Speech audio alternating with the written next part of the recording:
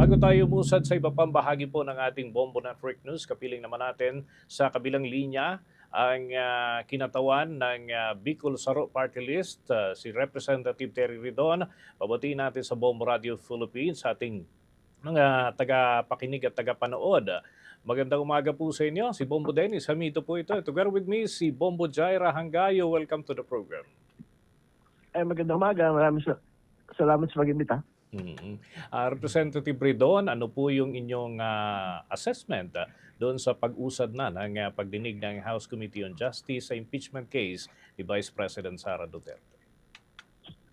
Alam po niyo, maganda naman po yung kinalabasan, no? Dito pong pagdinig po na ito dahil yung po mga mayor na mga dokumento at mga resource persons, witnesses ay naisabpina po natin. So yung pong mga dokumento relating sa confidential funds, yung pong relating sa pagbabanta laban sa Pangulo at ito pong mga SALN, mga tax documents, mga corporate records po ng mag-asawang Duterte Carpio at yung pong mga negosyo ay naisabpina na rin po natin. So inaasahan natin darating yung mga yan sa susunod pong pagdinig na April 14 at syempre si Ginoong Ramil Mardiaga ay ipapatawag na rin po. Nabanggit ho ninyo yung pagpapasabpina, no? Ano po ba yung punot dulo ng naging diskusyon sa pagitan po ninyo ni Representative Rufus Rodriguez doon sa pagpapasabpina ng mga dokumento sapagkat marami ang, pumapanig sa inyong argumento. Meron din naman na ang sentimiento ay para dito kay Representative Rodriguez. So ano ho yung punot dulo ng inyong naging diskusyon? Well, nakita naman natin, no? Lahat po ng mga request po ng mga subpoena, particular doon po sa tax records at corporate records ay kinatigan po ng mayorya para nakakuha lang ho ata ng isa o dalawa. Si Congressman Rodriguez. Meron kasi siyang objection doon sa una pagpapakuha ng mga corporate records po ng Duterte Carpio law firm. Ano? Sabi niya hindi daw pwede yan. Pero hindi yun totoo eh. Kasi una sa lahat, kailangan mo natin malaman, talaga bang nasa SEC?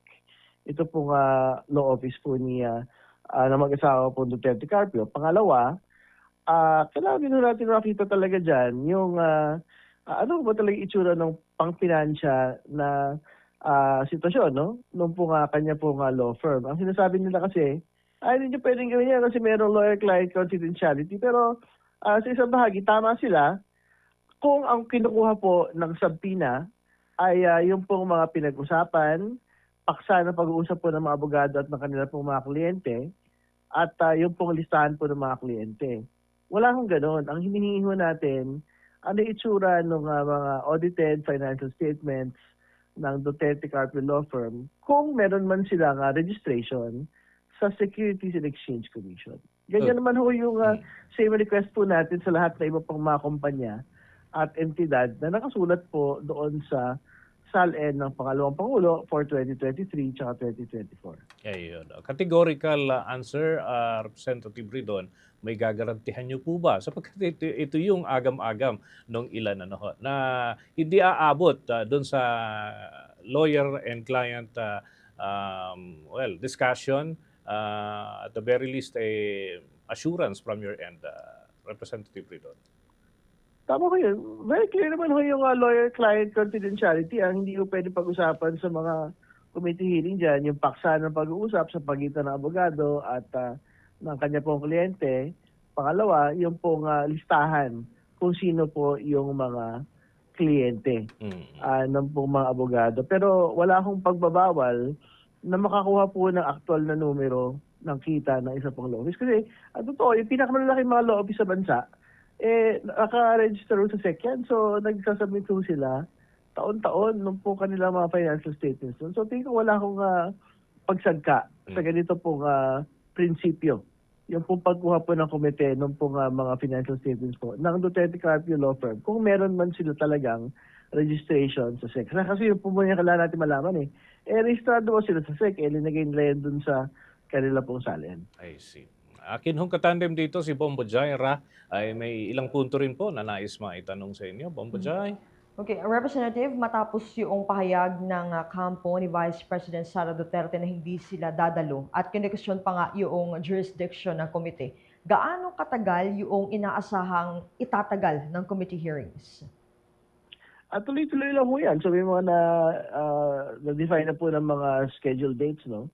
Yung po ating pong komite. So kung mabitin pa po yan, mag-decision po ang komite. Sa katapusan po na Abril, kung magkakaroon pa po ng mga dagdag na mga hearing dates, no, hanggang Mayo. Kailangan po natin maglinaw, no?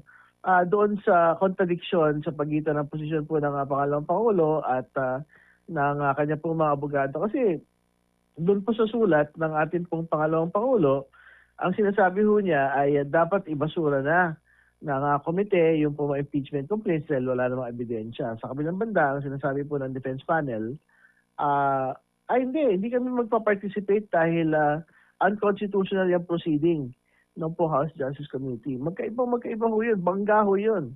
Kasi pagka ho pinapabasura ng pangalawang Pangulo ang mga complaints, ina-acknowledge na ho yung jurisdiction ng komite over the impeachment proceedings. No? At as against, doon po sa posisyon ng defense panel na ay hindi kami sasali dahil unconstitutional yan pong proceeding. So, ang suggestion ho natin sa kanila, dapat mag-decision ho sila. Alin po ba doon sa dalawang posisyon po yung kanila po talaga ipapursue kasi hindi ho pwedeng mag-exist yan na magkasabay. Nung napuntahan nga namin kahapon sa press conference na isinagawa ng defense team ni Vice President Sara Duterte, Representative, sinabi nito na they did not intend to disrespect yung pagdinig na isinasagawa nga sa House Justice Committee. But then, ayaw nilang pumunta kasi nga it's beyond the jurisdiction of the committee. Pero yung pinanindigan nila, Representative, yung mini trial na term kasi it's on the hand of the Senate. What's your take on that, Representative? Una ko sa lahat, nakita naman ho natin kahapon na wala ho trial na naganap kahapon. Ginagamit lang ko yung salita mini trial ng ilan sa mga kinatawan para ipaliwanag sa tao ano ho ba yung pagkakaiba ng proceedings ng hearing proper doon po sa magiging full-blown trial. No? So, tingin ko sobrang nipis ho nung kung pupunta naman sila sa Korte Suprema, nasasabihin nila na hindi ginamit kasi ng mga ilang congressman, yung salita mini trial at hihingi sila ng TRO sa bagay po na ito. In fact, yung ginawa ko kahapon, nakabata yan dun sa Constitution, nakabata yan sa rules. No? Binanggit sa Constitution ang hearing, binanggit sa rules ang hearing. Kahapon ho yung hearing na nakalagay doon sa Constitution at sa amin pong rules. So, wala akong mini trial na nagaganap kahapon. Ang trial ay sole na poder po ng Senado pagka impeachment. Kaya nga po, according nga kay Representative Jerwel Luistro, itong mini trial ay isang preliminary investigation lamang. Anyways, kumusta naman po yung reaksyon ng iba pang miyembro ng Kamara na kailangan nilang pumasok kahit naka-break pa para dito sa impeachment hearings, Representative? Ano naman nun nila yan, talaga nakasama na sa trabaho ng mga miyembro ng komiteyan at ang mga ex-officio members. So, nagpapasalamat kami dahil nagpakita ho sila. Dahil mahalagang trabaho po talaga. Ito pong impeachment proceedings po natin. Kasabay doon sa iba pang mahalagang trabaho ng Kongreso para tumugon doon po sa mga pang-ekonomikong mausaping kinakarap ng mga kababayan po natin. Representative Abambo Dennis? Okay, with that, maraming salamat po Representative Terry Ridon sa pagtugon sa aming mga katanungan ngayong umagang ito. Magandang araw po. Maraming salamat. Magandang umaga. Mga kabombo at mga ka-Star Nation, nakausap po natin ang kinatawan ng Bicol Saro Party List, si Representative Terry Ridon, bahagi ng House Committee on Justice na naging aktibong kabahagi dyan po sa pagdinig ng impeachment case nito si Vice President Sara Duterte. For the most trusted source of news and information, visit our website at www.bomboradio.com. Follow us on Bombo Radio mobile app, Facebook, YouTube, TikTok, and X, formerly Twitter.